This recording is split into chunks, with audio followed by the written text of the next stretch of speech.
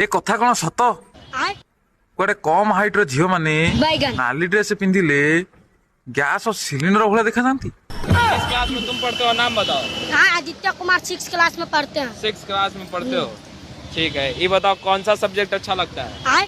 कौन सब्जेक्ट अच्छा लगता है? बैगन। भिन्न जाति रे बाहा हेले दंपति को मिलिबो 10 लाख टंका।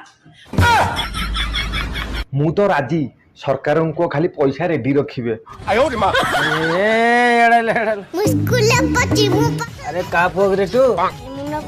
मुन्ना पुआ पाठशाठ पढ़छटी गोटे क्वेश्चन पचारि कहि पारिबु? हम गाँ छकरे 5टा गाई सहिचंती, ता तू 2टा उड़ी पळेले, आ केतरा रहले? 3टा रहले। गाई कोन उड़ंती? अरे सावित्री कोठी तमे? एठी आस। काश तमे अंध होई नथंद, देखि थांद मु केते सुंदर। हाँ मु जानिछि तमे केते सुंदर। तमे सुंदर हेतले आखि देबा पुओ माने तुमको मो पई छाड़ी न थांदे।